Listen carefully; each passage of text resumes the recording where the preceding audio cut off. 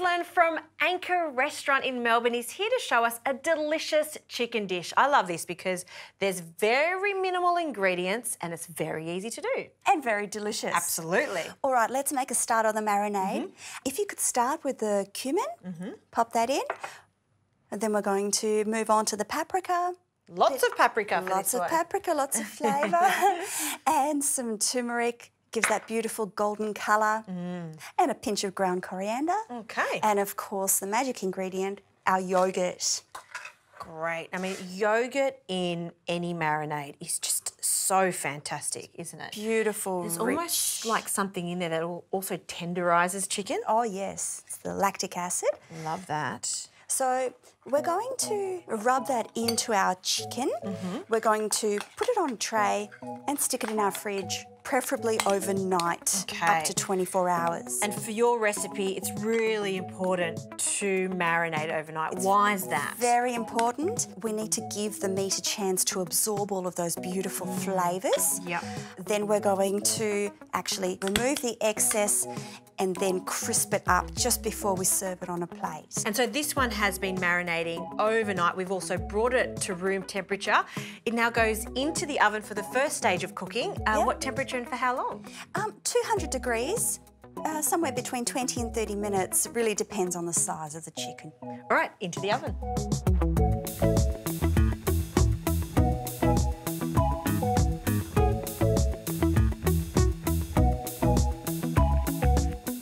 Roz, this chicken looks outstanding. In fact, it looks good enough to eat, but you're going to take it one step further, aren't you? We will. Let's do this. So as you can see, that marinade is very much caked on. Yes. What we want to do is scrape the excess off. Okay.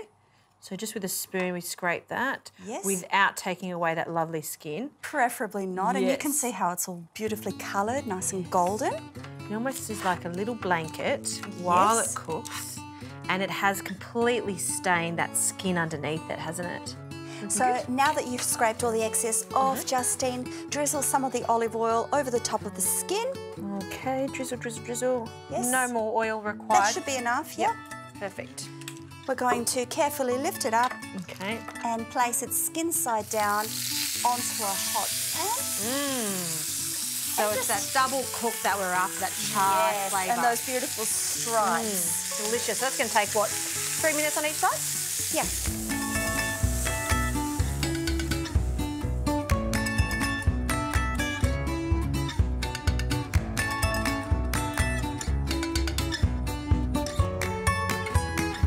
Okay, Jazz.